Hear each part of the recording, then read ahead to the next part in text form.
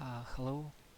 Uh, Today I will show you how I created this snow material in Substance Designer.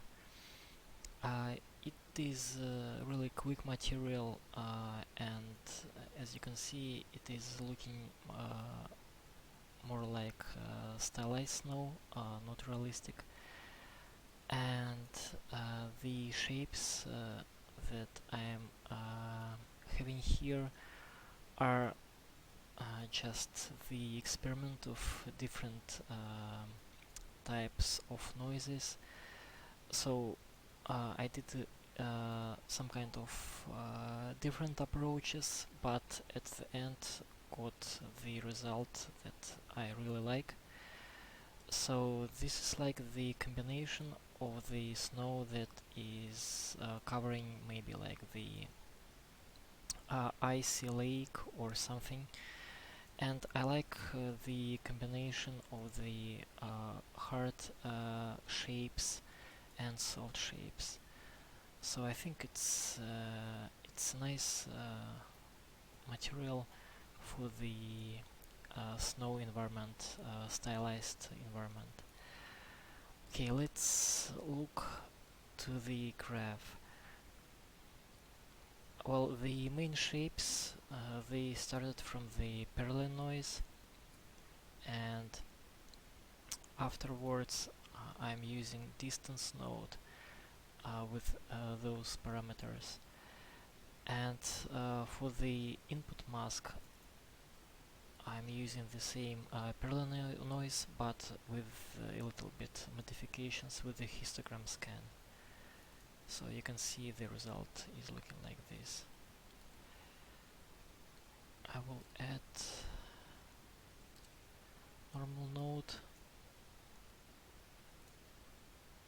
to see result better. So I have such shapes. After I blurred those shapes with 10 intensity, inverted, and I got something like snow is covering the flat ground. So the first approach was more like I have more like soft like Berlin noise has shapes, but it was looking too realistic and boring in my opinion. So I decided to go with a little bit of the experimentations and got those kind of shapes. So the thing is that I want from the snow that it is covering like not like how to say uh, soft shapes, but more like a slice snow, you know. So uh, because the nice thing that I found out that if the snow it's covering the surface and it is really boring to look at. But if you have some kind of dynamic shapes of the snow that is created by the wind, for example, and the combination of like sharp lines and soft lines, you can see here, it is creating a really interesting result that is interesting to watch. So when you have like large areas of the surface on your terrain that is needed to be covered by the snow, I think it's pretty neat looking design of the shapes. So to create those kind of slices, I would say I was using the Quantized grayscale node. So what it is doing, you can like tweak the settings of the Quantize and you will get those kind of steps in grayscale. So it's just taking the gradient and quantize it, just creating like the approximation of the grayscale values. So the result from this, I got this. So the thing is that the volume was disappeared. So to get it back, I just did some next steps. So first of all, you can see the difference. I added through the directional warp node a little bit of the motion of the snow, because if there is some kind of wind, it's just adding the motion of the snow, because basically the snow is really light surface, so yeah, it's creating some kind of interesting motion. So the normal map is looking pretty much the same. After I added a slow blur scale, and I got some kind of interesting randomization in the edges, and I used a non-uniform blur grayscale just to preserve my volume. So you can see how it's looking here, and here I have my like steps and noises and some different details. So this is it's looking some kind of snow. It's soft, but is more like, I don't know, it's not like realistic, I would say. So when you see the reference of the real snow, for example, on the mountains, under the trees, or on the lakes, you can see some kind of puddles and different curvatures of the snow. And so I basically I combined this volume with my details that I got through the those nodes. And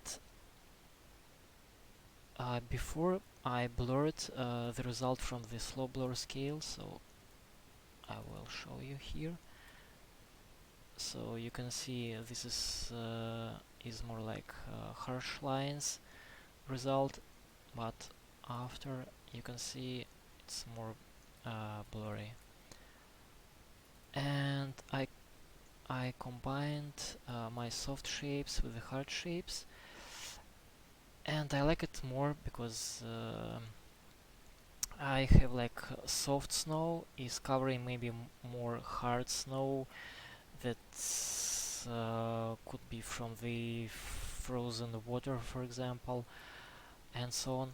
And the like the step shape is looking somewhat interesting for me, so I decided to continue with this result. Here I have another blend with a blending mode add, and I combined like previous shapes with just my Perlin noise result that is coming after after the invert grayscale and histogram range. So I decided to include some kind of soft surface that is occurring around the snow, and I got this result. So it's combination of both. So basically this is the end of the height map, and here I'm generating with the ambient occlusion node my ambient occlusion.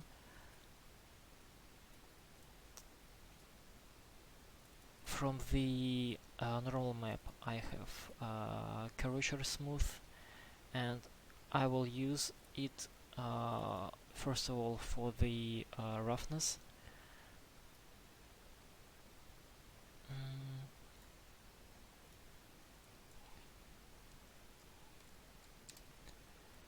And I'm using curvature smooth for the albedo, and I will show you the albedo in a second. So the albedo is straightforward. I'm using here the result of my shapes. You can see how it's looking here at normal node to be more precise. So I got my shapes. I blend it with the soft shapes of the parallel noise, and I used gradient map. Sorry, it's not necessary. So the gradient map is really nothing crazy here. I just got 3 colors. So the peaks of the snow are white, and the color in depth more towards blue. So I was thinking maybe it's some kind of icy surface under the snow, so it's toward to the bluish color, so maybe it's frozen lake or something. And if you cover this material with maybe like stones that are going through the from the lake, it will create some kind of really nice illusion that the snow is covering around this stones because of the wind. Um, so this is was the main idea. But of course you can experiment with this thing and maybe replace the ice lake surface with the maybe like ground with grass and maybe light green surfaces, or brown if for example you are using maybe pines for the forest, and here the snow will be covering again with the same style around the trees. So yeah, you can create different materials for different surfaces.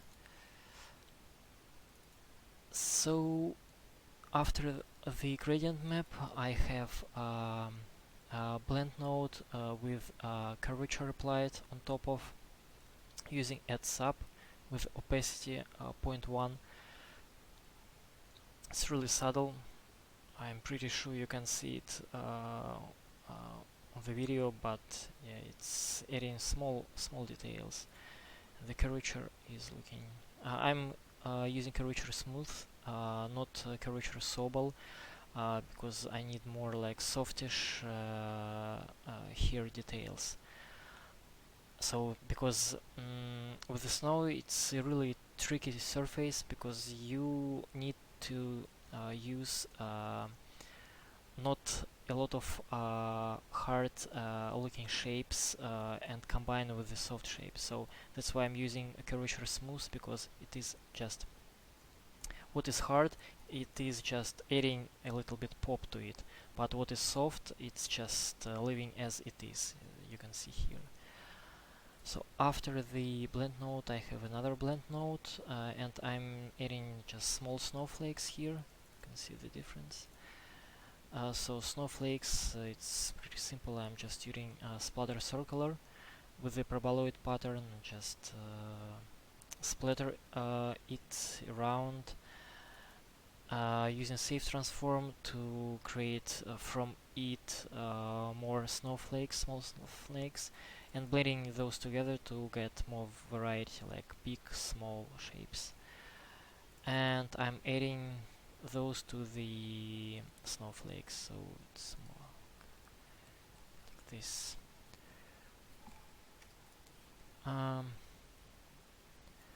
Okay, and after I did sharpen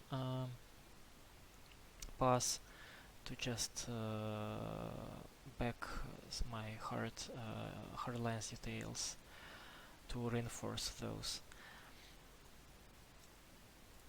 Yeah, and for the roughness, it's basically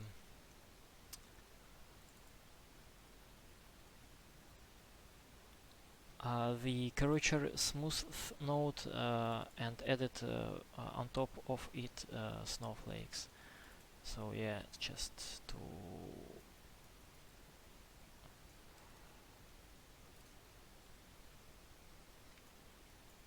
get interesting light from the snowflakes. So yeah, at the end I got my albedo, normal, roughness, metallic is black, ambient occlusion, and height map. Yeah, and I will show you how it is looking in the Marmoset toolback, because I really never preview those materials in Marmoset, but today I will do, so you can see in high resolution how it's looking. So if you want, you can add subsurface scattering effect, but here it's looking something like this. But as soon as this material was using in Stylized project, and we have like flat shaders, unlit shaders, so that's why I was not creating any kind of subsurface scattering. But if you're using PBR, of course it will be beneficial to have subsurface scattering in this material. So that's it, guys. Thanks for your time. Hope it was useful. And sorry for the delay with the tutorials. I'm working now on my project, and I will release some kind of the information soon. And it's a game project, indie game, but I'm thinking to release some kind of materials that I was created in Substance Designer and used for my project. And I'm using Unreal Engine, and I will try to describe how I created those materials and created master materials in Unreal Engine, so I think it will be interesting and helpful for you guys and girls. So yeah, stay tuned, and thanks a lot for all the feedback, comments and likes.